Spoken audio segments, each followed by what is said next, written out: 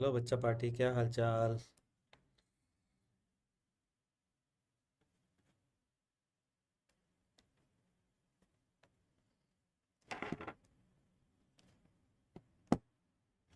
Good evening, good evening. S के बाबू। S के, तूने भी क्या एनसीपी का टेस्ट दिया था क्या? रिजल्ट देख रहा था मैं। तो तेरा नाम एस के ही आया था उसमें शायद। पता नहीं, मोस्ट प्रोबेबली जहाँ तक मुझे याद है, तो मैंने कहा तू ही होगा।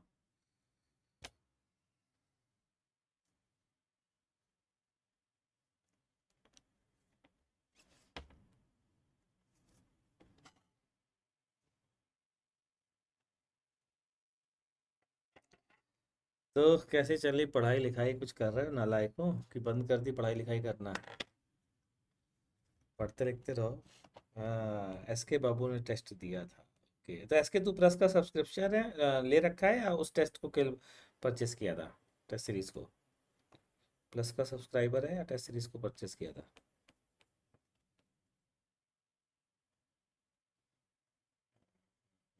हम्म, क्या चल रहा था भाई लोग?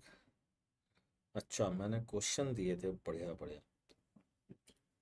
Study progress. Good evening, good evening. Study progress, good evening.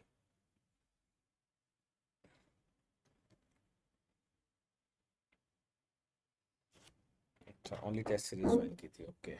ठीक ठीक। तो बच्चों, बच्चा पार्टी, हम लोगों ने डाइपोल के बारे में खूब सारी बातें करी। आज थोड़े क्वेश्चन कर लेते। सर, फिजिक्स गैलेक्सी बुक कैसी है, मैं कैसे बताऊं भाई? मुझे नहीं पता यार, प्लीज। मुझसे कई लोग पूछ चुके हैं, मैंने नहीं पढ़ी, तो मैं कैसे बता दूं कैसी है यार? बिना पढ़े मैं नहीं कहना चाहता कैसी है। नहीं नहीं पढ़ी भाई आशीष अरोड़ा सर की बुक। चलिए, ये क्वेश्चन देखते हैं। Large sheet carries uniform surface charge density sigma. A rod of length 12 has a linear charge density lambda on one half and minus lambda on the other half. The rod is hinged at midpoint O and makes an angle theta with the normal to the sheet. ठीक। The torque experienced by the rod is, ये और ये ध्यान दीजिए भाई, है ना? तो अच्छा जी, ये क्या हो गया भाई? ये तो कुछ आ ही नहीं रहा यार। मैं स्क्रीन में पेन चला रहा हूँ, अब आया, ठीक है, आ गया आ गया। तो बच्चों, यहाँ पर फोर्स लगेगा इस डायरेक्शन में ऊपर वाले में, और नीचे वाले में फोर्स लगेगा पीछे की ओर। अच्छा, यूनिफॉर्म लगेगा क्योंकि फील्ड जो है ना, वो होगी sigma upon two epsilon not. इस लार्ज शीट के कारण जो फील्ड की वैल्यू होगी वो sigma upon two epsilon not होगी, ठीक है। तो मिड पॉइंट पर लगता हुआ फोर्स बांध सकते हैं। तो यहाँ पर मिड पॉइंट पर लगता हुआ मान लीजिए, यहाँ पर मिड पॉइंट पर लगता हुआ मान लीजिए, फोर्स की वैल्यू होगी sigma upon two epsilon not into L into lambda. ठीक है, इसी तरीके से इधर वाला भी होगा, और इसको डबल कर दीजिए और आंसर आ गया। एस के बता रहे हैं बी आ रहा है, बढ़िया बात है, बी आंसर टिक कर देते हैं। एस के पे पूरा विश्वास है मुझको। अब आते हैं, the graph shows the potential energy. Sir, आपकी थ्योरी के बाद मुझे पूरी की पूरी फिजिक्स गैलेक्सी सॉल्व हो जाती है। अच्छी बात है बेटा, बहुत अच्छी बात है। मेरे लिए तो और प्राउड की बात है बेटा, कोई भी बुक आपसे सॉल्व हो जाती है तो ये मेरे लिए प्राउड की बात है ना। कोई भी सॉल्व हो जाती है तो बच्चे का कॉन्फिडेंस बढ़ता है, और टीचर के लिए इससे खुशी की बात क्या हो सकती है ना? तो graph shows the potential energy of an electric dipole that oscillates between +60 and -60। What is dipole kinetic energy? Hmm ah, तो यहाँ पर ध्यान से सुनिएगा भाई। मिनिमम काइनेटिक एनर्जी कब होती है? जिस समय दोनों एक ही डायरेक्शन में होते हैं। तो यानी कि -2 हो गई मिनिमम काइनेटिक एनर्जी। ठीक है, -2 जूल होगा, माइक्रो जूल। अच्छा जी, इसके बाद फिर देखिए, ये ग्राफ जो है वो +60 से -60 के लिए है। ठीक, ये है 90, ये है -90। अब इन्होंने कहा है कि ऑसिलेशन जो है वो +60 से -60 हो रहा है, तो what is dipole kinetic energy when it is aligned with the field, तो -2 जूल। और अगर मैं इसकी बात करूं कि इसका क्या फॉर्मूला होता है, तो याद करें, -P.E होता है, या हम कह सकते हैं -PE cos थीटा। P की मैक्सिमम वैल्यू दी हुई है, ठीक। अच्छा, थीटा की वैल्यू 60 डिग्री अगर है, तो पोटेंशियल एनर्जी की वैल्यू -1 हो जाएगी। तो -1 प्लस काइनेटिक एनर्जी बराबर total energy, that is -2। That is total energy, total mechanical energy. देखिए भाई, ऐसे समझिए, 60 डिग्री पर पोटेंशियल एनर्जी की वैल्यू -1 और काइनेटिक एनर्जी की वैल्यू 0, तो टोटल एनर्जी कितनी हो गई? -1। और शायद अगर मेरे से बोला जाए कि अ, उस समय काइनेटिक एनर्जी कितनी होगी जिस समय अलाइंड होगा, तो उस समय की टोटल एनर्जी, उस समय पोटेंशियल एनर्जी है -2 प्लस काइनेटिक एनर्जी बराबर -1। तो काइनेटिक एनर्जी की वैल्यू क्या आ गई बच्चों? 1 माइक्रो जूल। दैट्स इट, खल्लास हो गया ये।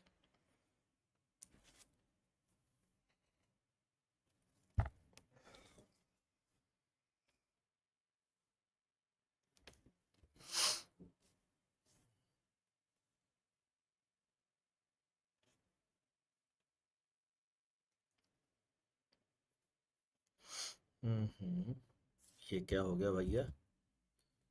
अरे, ये क्या चला गया? अच्छा अच्छा, ठीक है ठीक है ठीक है ठीक है, एक मिनट बच्चों, रुकिएगा जरा।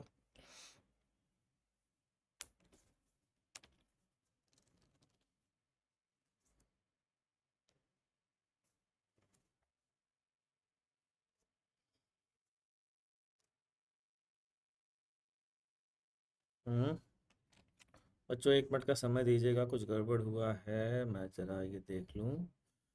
एडमिन स्टूडियो 5G ही है, ठीक है। दोबारा से स्टॉप मेजरिंग करता हूँ और वापस से ज्वाइन करता हूँ। हम्म,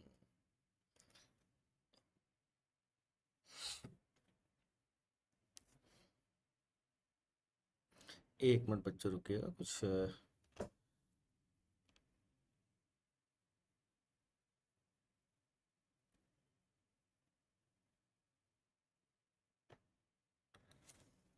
हम्म, ये हो क्या रहा है यार? कुछ तो गड़बड़ हो रहा है भाई, 1 minute रुकिएगा।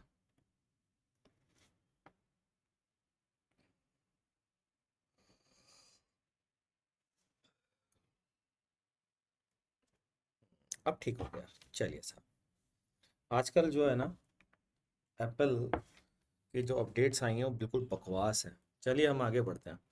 Plastic rod of length 1 metre carries uniform positive charge इतना हाफ में, ठीक है। Find it magnitude of net dipole moment. तो भैया आपको पढ़ा चुके हैं कि पॉजिटिव चार्ज पूरा का पूरा बीच में माना जाएगा, और कितना होगा? तो मैं बोलूँगा 4 माइक्रो कूलम इंटू कितना, 1 मीटर टोटल है।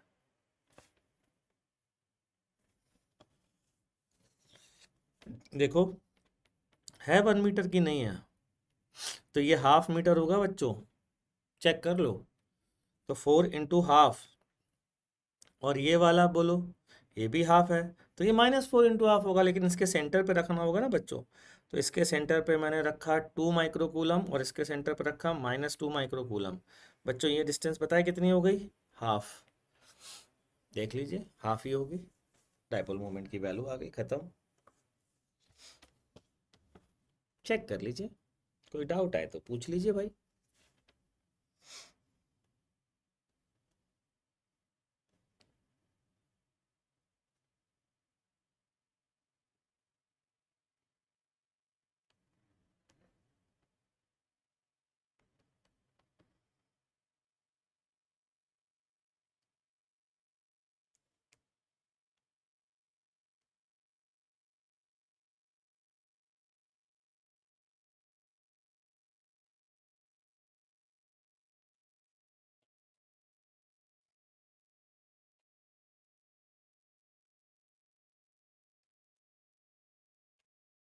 हाँ भाई, ठीक, आगे बढ़े। चलिए भाई, आगे बढ़ते हैं। सर मैं एससीवी एंड इरोडो कर ली पहले के चैप्टर की, तो मैं एनएससीपी से के एससीक्यू के लिए डीसी पांडे कर लूं क्या? तुम्हारी ऐसी तैसी करूं बस। डीसी पांडे कर लूं? पागल है क्या पूरा यार? एनएससीपी की तैयारी कर रहा है या सब्जी बेचने की? कोई भी किताब कर लेगा। चलिए खैर हम आगे बढ़ते हैं।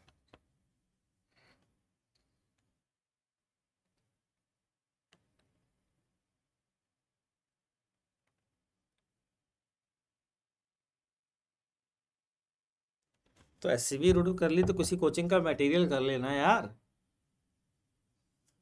ढंग की कोचिंग का, है ना? ऊट पटांग किताबें मत कर यार। ऐसे करेगा तो कैसे काम चलेगा? हाँ देखो जरा, ये भी भाई क्वेश्चन मैं बताऊंगा नहीं, क्लास में बताया हुआ है। मैं आगे बढ़ता हूँ, ठीक है? मैंने ये क्वेश्चन क्लास में पूछा था आपसे, लास्ट क्लास में। इस पे आगे बढ़ते हैं। चलो एक काम करता हूँ। अर्पिता गुप्ता तुम्हारा नाम है। दृष्टि वशिष्ठ सर आपको कभी डीडी सिंह सर ने पढ़ाया है?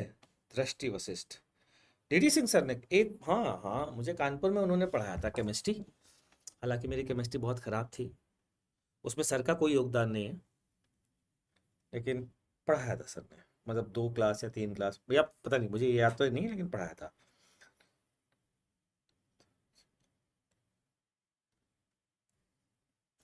हाँ हाँ भैया, दृष्टि समझ तो गए। अब अर्पिता गुप्ता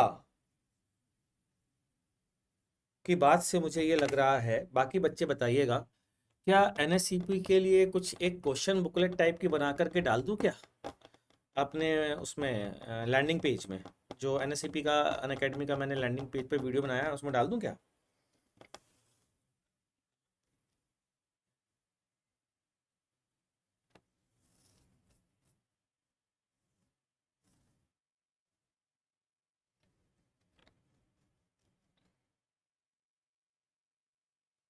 नहीं नहीं, और कोई सर आप क्वेश्चन डाल दीजिए सर, हेल्प के लिए जो अच्छे लेवल के हों।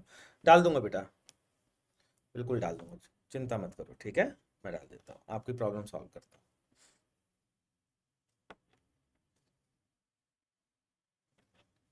एसके तो खुशी से पागल हो गया। बिल्कुल डाल दूंगा, टेंशन मत लो, ठीक है? डालता हूँ मैं। Find force of interaction. चलिए क्वेश्चन करते हैं, P1 और P2 वाला। ध्यान से देखिएगा, बहुत मस्त क्वेश्चन है भाई, बहुत ज़्यादा मस्त है, देखना जरा।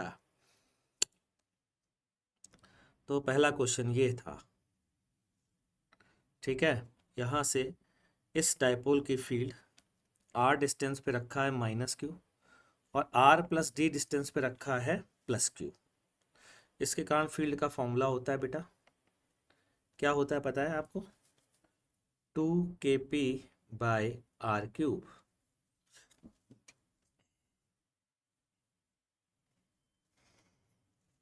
आपने नाम तो बताया नहीं यार, अर्पिता गुप्ता, यही आपका नाम है क्या?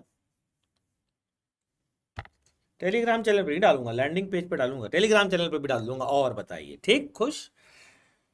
अमन, टेलीग्राम चैनल पे भी डाल देंगे, ठीक? बच्चों के लिए एवरीथिंग, सब फ्री ऑफ कॉस्ट, सब डाल देंगे, चिंता मत करो।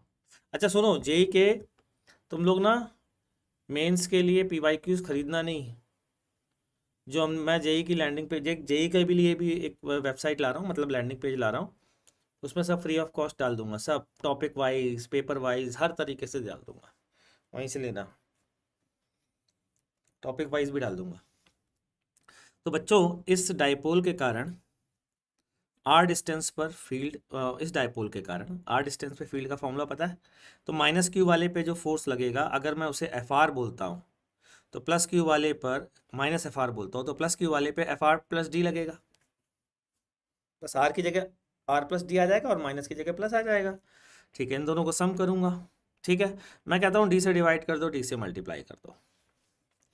ये तो फर्स्ट डेरिवेटिव बन गया ना इस फोर्स का, इस फंक्शन का। कौन सा फंक्शन? इंटू क्यू वाला, यही तो फोर्स बनेगा। तो इसका डेरिवेटिव निकाल लो, कितना हुआ? डेरिवेटिव आया R³ का डेरिवेटिव, R⁻³ का, -6k, -6 kp Q upon R की पावर 4 इंटू डी कर देंगे, ठीक है। ईशान गोयल है तुम्हारा नाम, फिजी में पढ़ते हो तुम। चलो, खूब खूब जम के पढ़ो ईशान बाबू, और अच्छे से अच्छी रैंक लाओ, भगवान करे। फोड़ दो बिल्कुल तुम, ठीक है। ढेर सारा आशीर्वाद बच्चा, आपने नाम बताया ये अच्छी बात है। चलिए, ये हो गया 6k p1 p2 upon R की पावर 4, ये फोर्स आ गया बच्चों, ठीक है। चलिए आगे बढ़ते हैं। एसआर जी फिर से होगा का मतलब बे, फिर से होगा क्या मतलब है?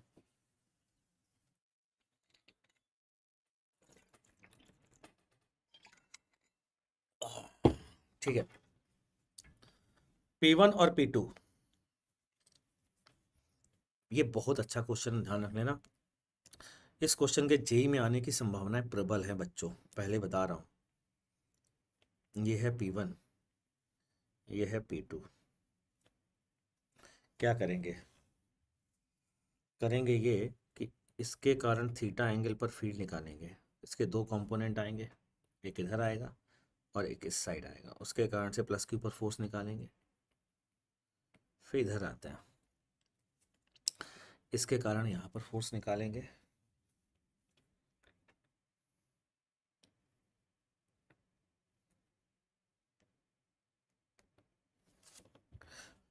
अब P1 का एक कंपोनेंट तो इधर आएगा बच्चा, ठीक है, और दूसरा कंपोनेंट इस साइड आएगा।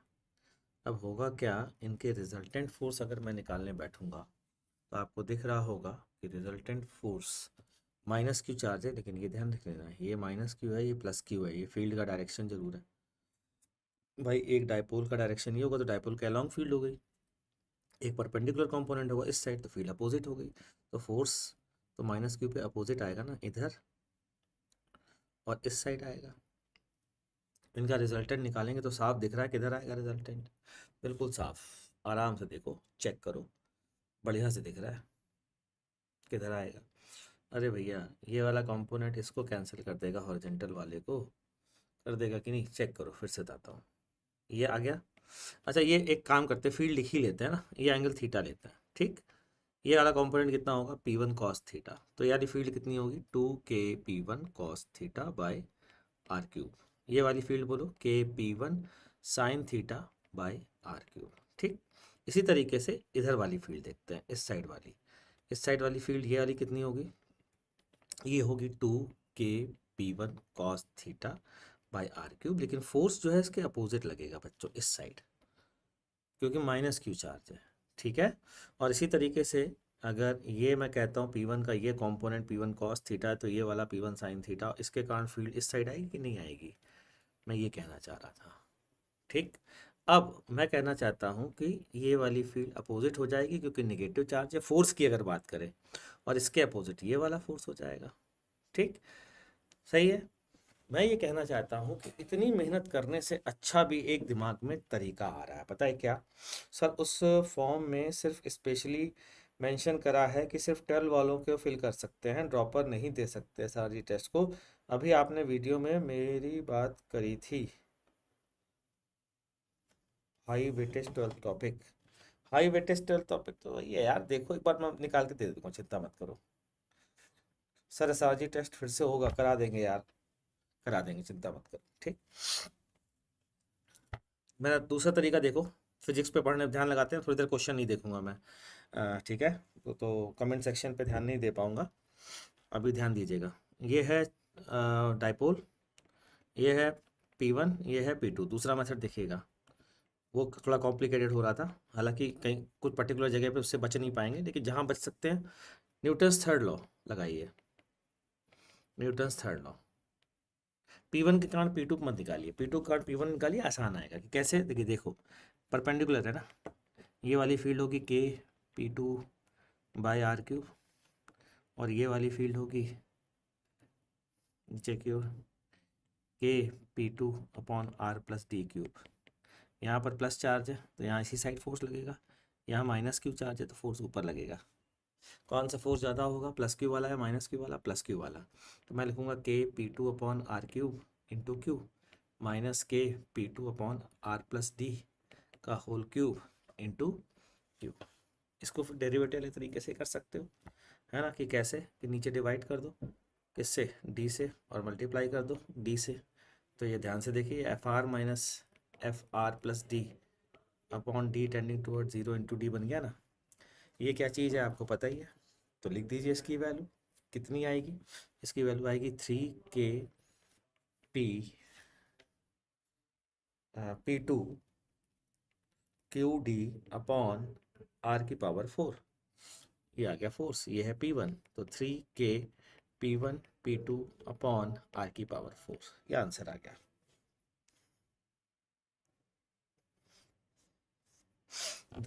दृष्टि, sir I recently joined your channel and TBH, you are the best teacher I have ever had for physics, very grateful.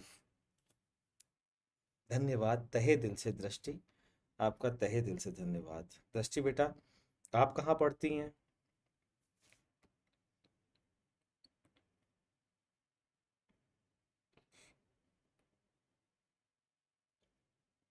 Thank you Siberian Hunter, thank you.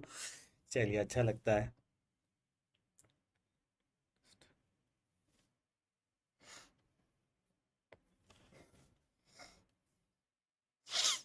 ठीक है बच्चों, इसी तरीके से फिर जी में हैं आप, चलिए अच्छी बात है बेटा, अच्छे से पढ़ाई करिए। सर आप ड्रॉपर एसआरजी पर पढ़ाते हो? अभी तो नहीं पढ़ा रहा हूँ, डीडी सिंह से पढ़ते हैं। अरे वाह, डीडी सिंह सर से पढ़ते हैं, बहुत अच्छा काम करते हैं। मन लगा के पढ़ाई करिए ना, और अच्छी रैंक लाइए। बहुत अच्छे सर से आप पढ़ते हो, है ना, सारे अच्छे सर ही पढ़ाते होंगे आपको वहाँ पर, उम्मीद करता हूँ। खूब दिल लगा के पढ़िए और अच्छी रैंक लाइए। अच्छा भाई, भुवन मेरे से नेक्स्ट ईयर पढ़ेंगे कोटा में? बिल्कुल पढ़ेंगे बेटा, बिल्कुल पढ़ेंगे, निश्चिंत रहिए, आपके साथ ही पढ़ेंगे, हम भी पढ़ेंगे, आप भी पढ़िएगा, दोनों लोग मिल मिल के पढ़ेंगे। ठीक है। अच्छा चलिए अगले क्वेश्चन पे आते हैं बच्चों। ये वाला क्वेश्चन देखिए, जो इम्पोर्टेंट क्वेश्चन है वो बता देता हूँ। एक ये वाला इम्पोर्टेंट है, इसको थोड़ा ट्राई करिएगा। मैं वापस से इसको आपको दे रहा हूँ, दो कंपोनेंट करके, जैसे अभी बताया है ये वाला कंपोनेंट, ठीक है, वैसे यहाँ पर दो कंपोनेंट करिएगा। ये इजी है, ये इजी की कैटेगरी में आएगा, ये वैसे ही करना पड़ेगा ये वाला। इसमें क्या होगा, एक के कारण फील्ड दोनों के कारण इस साइड होगी, लेकिन एक पॉजिटिव चार्ज है एक नेगेटिव चार्ज है, तो फोर्स ऐसा हो जाएगा, एक पे इधर एक पे इस साइड। ठीक है, चलिए आगे बढ़ें, आज की पढ़ाई शुरू करें। चलिए अब पढ़ाई शुरू करते हैं। आज हम पढ़ाने जा रहे हैं आपको कंडक्टर तो नहीं, लेकिन एक जो टॉपिक है छोटा सा, जो बड़ा कंडक्टर में बड़ा काम आएगा, और वो है electric energy density. Energy, electric energy density, ठीक है। इलेक्ट्रिक एनर्जी डेंसिटी क्या है भाई? देखिए भाई, ऐसा है कि इलेक्ट्रिक फील्ड, भाई एक बंदे ने कहा कि यार ये चार्ज है, इस चार्ज के कारण एनर्जी होगी, सेल्फ एनर्जी अगर याद करें तो। हाँ बेटा, ये लेक्चर जेई के लिए सफिशियंट है, मोर देन सफिशियंट है, निश्चिंत रहिए। ठीक है, तो बच्चों एक मान लीजिए सॉलिड स्फीयर है, ठीक। अब इसकी फील्ड होगी सेल्फ एनर्जी होगी, जो कि पहले भी हम डिस्कस कर चुके हैं। ठीक है, तो लोगों ने पूछा ये एनर्जी कहाँ स्टोर होती है, चार्ज में स्टोर होती है या फील्ड में स्टोर होती है, कहाँ होती है ना भाई? तो उसका आंसर है ये इलेक्ट्रिक फील्ड में स्टोर होती है। कि कैसे पता चला फील्ड में? अरे आप ये जो देखो ना, इलेक्ट्रोमैग्नेटिक वेव लाइट, जो धूप में हम खड़े होते हैं, हमारी सिकाई हो जाती है, एनर्जी मिलती है हमको। तो वो धूप है क्या? इलेक्ट्रोमैग्नेटिक वेव है। इसका मतलब है इलेक्ट्रिक फील्ड और मैग्नेटिक फील्ड में एनर्जी स्टोर हो सकती है। ठीक है, तो हमेशा ही एनर्जी ऐसा पाया गया कि इलेक्ट्रिक फील्ड और मैग्नेटिक फील्ड में ही स्टोर होती है। तो लिख लेते हैं उसको जल्दी से, ठीक है। क्या लिखते हैं? इट, मैं एनसीईआरटी की लाइन लिखवा रहा हूँ बच्चों, जैसा कि आप जानते हैं मुझे एनसीईआरटी बहुत पसंद है। It could be shown that, मेरे साथ साथ लिखिए, और पेन और पेपर लेकर के बैठा करिए जब मुझसे पढ़ा करिए। हाँ भुवन बता दिया बेटा, सफिशिएंट है, बोला ना। दैट इलेक्ट्रिक एनर्जी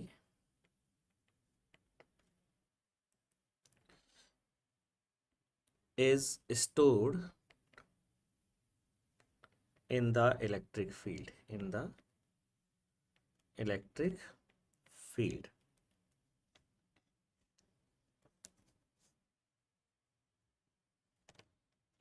है ना। That electric, it could be shown that electric energy is stored in the electric field because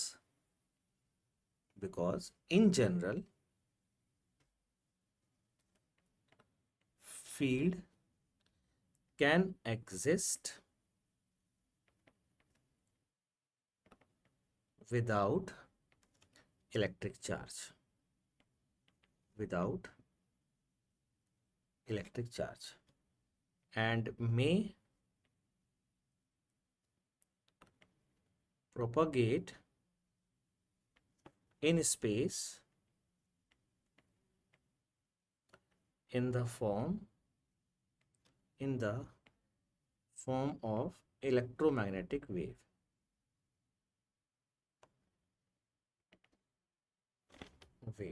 ठीक है बच्चों।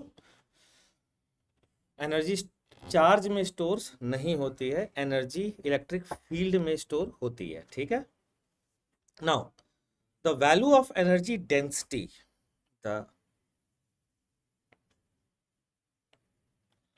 the value of energy density in space is given by small you से denote कर सकते हैं, और स्मॉल यू से denote किसको करते हैं, energy stored per unit volume. Half, ये फॉर्मूला रट्टा मारना है, ये इसका प्रूफ आपके सिलेबस पे नहीं है। Half epsilon not E square, half epsilon not E square, ठीक है।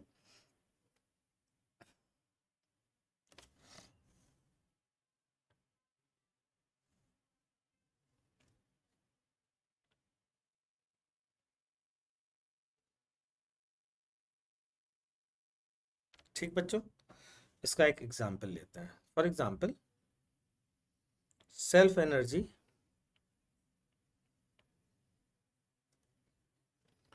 ऑफ, अच्छा ये एनर्जी कौन सी होती है, ये सेल्फ और इंटरेक्शन नहीं बच्चों। यहाँ पर जो डी यू है ना, ये डी यू ऊपर लिख देता हूँ, नहीं तो मेरा शक्ल के पीछे छिप जाएगा। डी यू जो है वो बच्चों टोटल एनर्जी है, ध्यान रखिएगा, टोटल एनर्जी,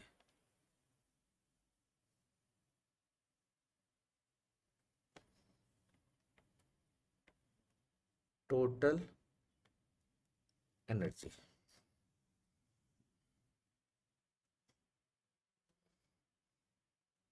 ठीक। टोटल एनर्जी मतलब टोटल इलेक्ट्रिक एनर्जी ऑब्वियसली, या इलेक्ट्रोस्टैटिक एनर्जी। तो सेल्फ एनर्जी क्यों बोल रहा हूँ, क्योंकि टोटल सेल्फ एनर्जी ही होगी ऑफ अ यूनिफॉर्मली चार्ज्ड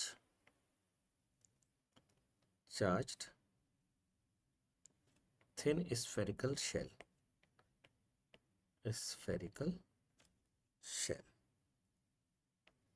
एक बहुत इंटरेस्टिंग बात आज आपको बताऊंगा, ध्यान से सुनिएगा, आपके क्वेश्चन करने में बहुत काम आएगी बच्चों, इस बात को भी ध्यान रखिएगा, ठीक है। बेटा इरोडो, हाँ कर सकते हो, आप इरोडो कर सकते हो, IIT जेई। सर आपकी वीडियो क्वालिटी बहुत ख़राब आ रही है, बाकी लोग बताएं भाई, वीडियो क्वालिटी ख़राब आ रही है क्या मेरी। मैं आज कपड़ा भी लाया हूँ उसको साफ करने के लिए, ये लीजिए साफ।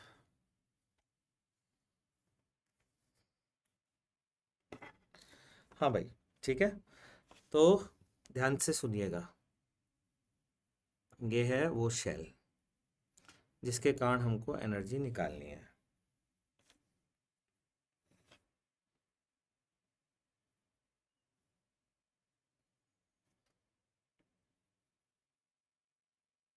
हम्म, अगर एक यूनिफॉर्मली चार्ज शेल की बात करें तो बताइए अंदर फील्ड ज़ीरो होगी। अच्छा, एनर्जी डेंसिटी बच्चों किसके बराबर है, half epsilon not E square, inside field कितनी है 0, तो ये भी 0 हो जाएगा। इनसाइड की अगर बात करूँ तो हो जाएगा ना। तो बचा केवल क्या, आउटसाइड। तो ध्यान से सुनिए, आउटसाइड जो फील्ड है बच्चों, आगे तो था इनसाइड, अगर मैं आउटसाइड की बात करता हूँ तो ई की वैल्यू आती है के क्यू बाई आर स्क्वायर। जाहिर सी बात है आर ग्रेटर देन आर की बात कर रहा हूँ, ठीक है, ध्यान से सुनना बच्चों। तो ये तो आर पर वैरी कर रहा है बेटा, और अगर ये आर पर वैरी कर रहा है तो हमें पता है एनर्जी डेंसिटी अगर हमको गिवन है और हमें उससे एनर्जी निकालनी है बच्चों, तो क्या करेंगे, एनर्जी डेंसिटी से डीवी वॉल्यूम का मल्टीप्लाई करेंगे और इंटीग्रेट कर देंगे। अच्छा, हम तो डायरेक्ट सर ये भी तो कर सकते थे, यू इंटू टोटल वॉल्यूम का मल्टीप्लाई कर दें, लेकिन एनर्जी डेंसिटी जो है, अगर इलेक्ट्रिक फील्ड आर पर डिपेंड कर रही है तो एनर्जी डेंसिटी भी आर पर डिपेंड करेगी, करेगी ना, ठीक। अच्छा, अगर ये करेगी बच्चा, तो हम क्या करें, हम एक ऐसा वॉल्यूम लें जिसमें हम एनर्जी डेंसिटी के वेरिएशन को नेग्लेक्ट कर सके। एनर्जी डेंसिटी किसका फंक्शन है, आर का। तो एक ऐसा वॉल्यूम लीजिए जिसमें आर के वेरिएशन को नेग्लेक्ट किया जा सके। मेरे हिसाब से स्पेस में हम एक डी आर थिकनेस का शेल ले लेते हैं, वो बेस्ट होगा, ठीक। डी आर थिकनेस का हमने शेल ले लिया, ये लीजिए साहब, डी आर थिकनेस का शेल ले लिया। इस शेल में कितनी एनर्जी स्टोर होगी हम जरा देखते हैं।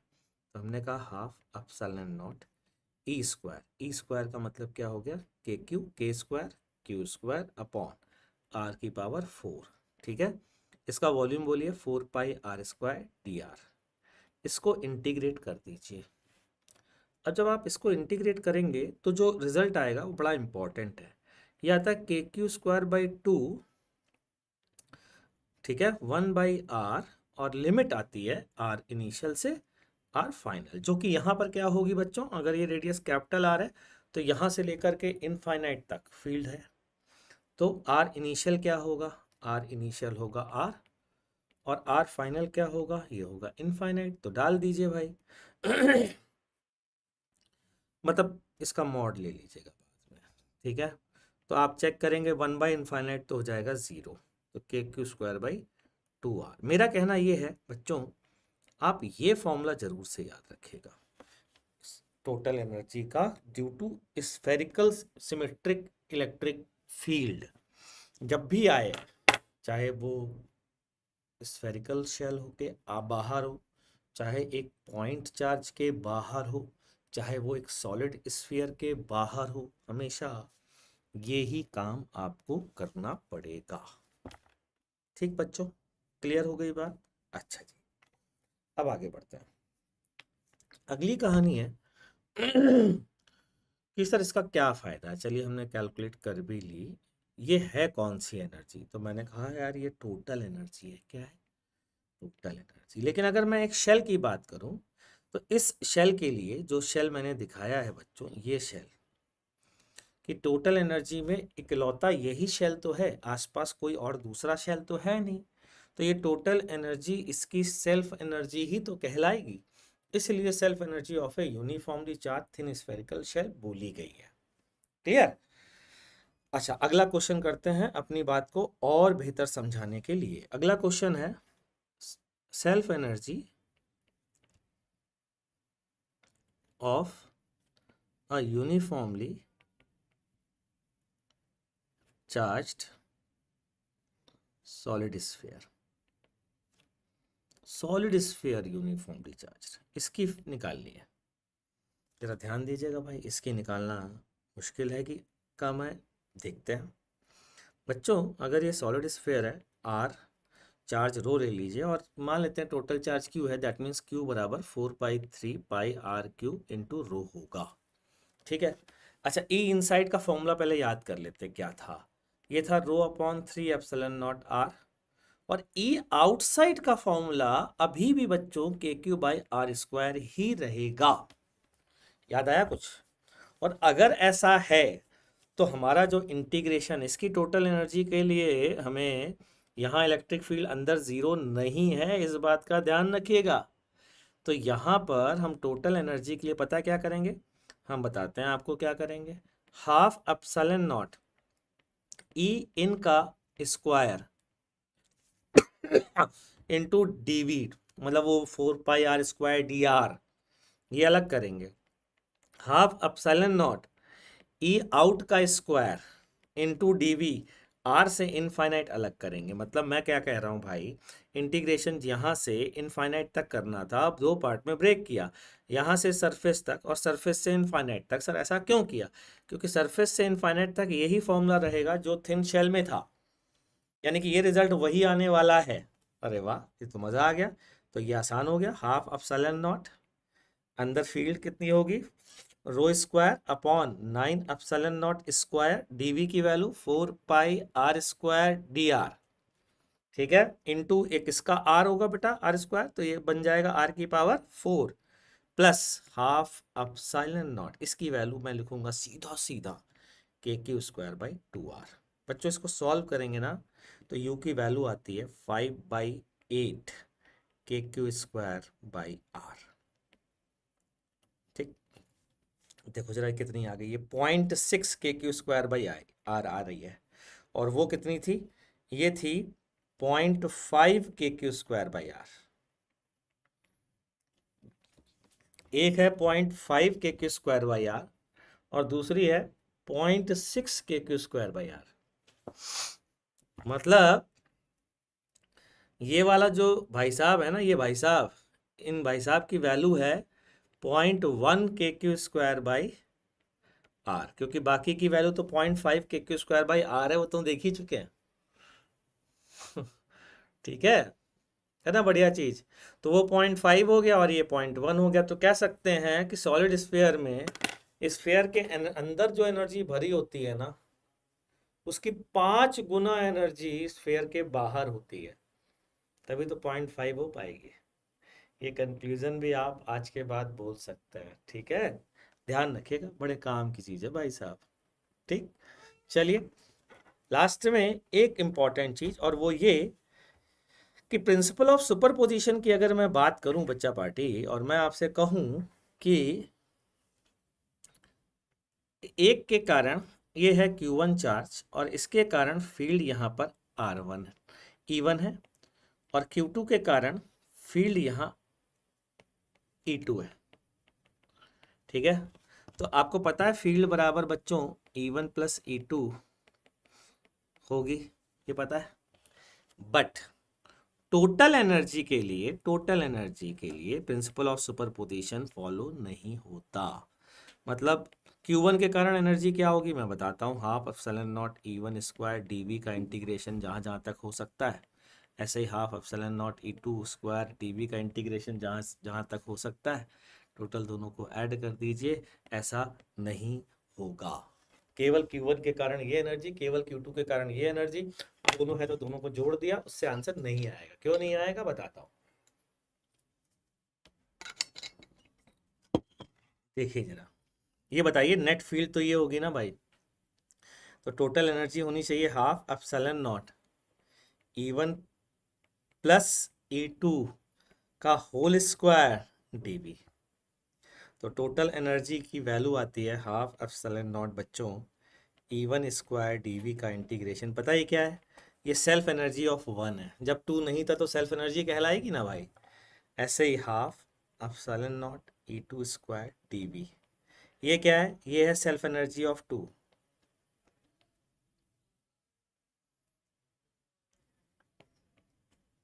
ये है सेल्फ एनर्जी ऑफ 1, ठीक है, प्लस अब बचा लास्ट वाला, वो क्या, इसका स्क्वायर का फॉर्मूला क्या लगेगा, epsilon naught E1² plus E2² plus 2 E1 dot E2, 2 ऊपर 2 नीचे, इसको करो कैंसिल, तो ये आ गया E1 dot E2 into dV। ठीक भाई, ये सेल्फ एनर्जी ये सेल्फ एनर्जी, तो पता ही किसका फॉर्मूला है, ये इंटरेक्शन एनर्जी का फॉर्मूला है।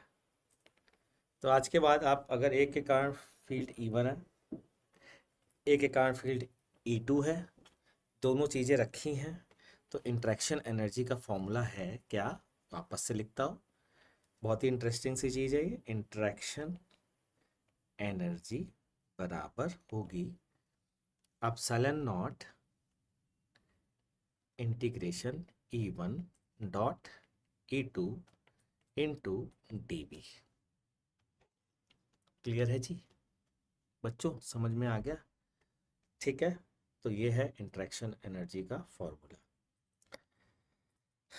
ठीक, नेक्स्ट चीज, मैं कंडक्टर शुरू करने जा रहा हूँ, और कंडक्टर जो पढ़ेंगे अंडर सम कंडीशन पढ़ेंगे हम लोग इस चैप्टर में। वो कंडीशन है ideal conductor, kept isolated in an electrostatic field, electrostatic field, या इलेक्ट्रोस्टैटिक फील्ड नहीं, condition, electrostatic condition.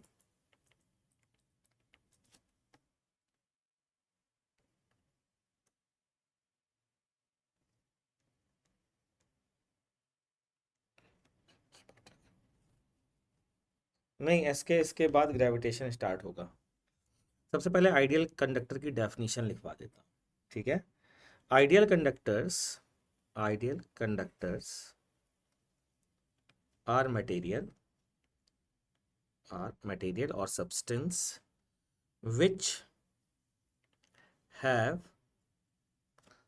unlimited supply of freely moving charge,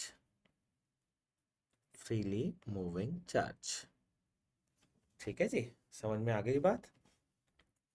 तो ये है आइडियल कंडक्टर्स, ये डेफिनेशन है। अब हम लोग कंडक्टर्स की एक एक करके प्रॉपर्टीज पढ़ना शुरू करेंगे, क्या होती है प्रॉपर्टीज कंडक्टर की, लेकिन under what condition, electrostatic condition. Electrostatic condition का मीनिंग समझ लेते हैं। कंडीशन अप्लाई, इलेक्ट्रोस्टैटिक कंडीशन याद दिलाता हूं, क्या मीनिंग है, net electric force on free charge particle of free charge of conductor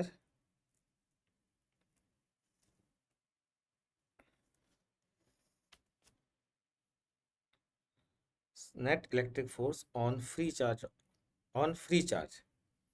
of conductor is 0, ये मतलब है इलेक्ट्रोस्टैटिक कंडीशन का, ठीक है। अंडर दिस कंडीशन हम प्रॉपर्टी पढ़ेंगे। अगर अभी शुरू करेंगे तो लंबा चलेगा और लंबा टाइम है नहीं मेरे पास, तो प्रॉपर्टीज नेक्स्ट क्लास में स्टार्ट करूंगा बच्चों। तब तक के लिए टाटा बाय बाय।